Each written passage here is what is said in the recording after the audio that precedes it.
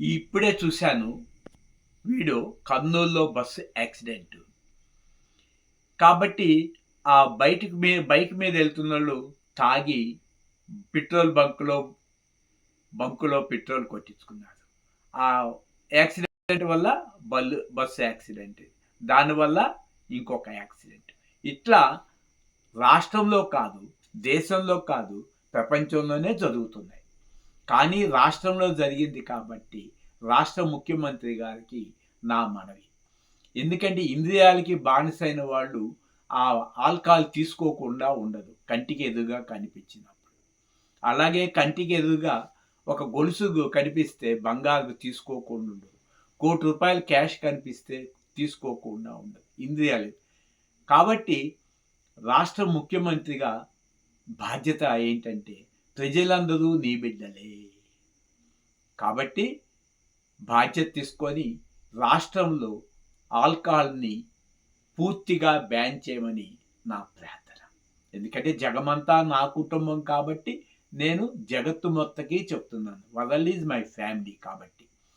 అది ఆంధ్రాలో ఈ ఐడెంటిటీ కార్డు ఉంది కాబట్టి నేను ఏపీ సీఎం గారిని ప్రార్థిస్తున్నాను.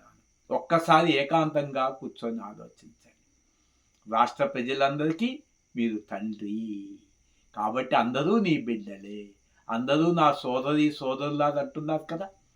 కాబట్టి ఆ ఆదాయాన్ని వేరే మార్గంగా తగ్గించుకోండి. అంటే వేరే పొదుపుగా వాడుకొని రాష్ట్ర సంపదని, ఆ ఆల్కహాల్ వచ్చే డ్రగ్స్ మీద వచ్చే సంపదని, పన్నుని రాష్ట్ర ప్రజలకి పడకుండా చూడండి. కాబట్టి ఎంతోమంది గతంలో చాలామంది ఇళ్లలో కుటుంబాలు కూడా బానిసగా ఉన్నాయి.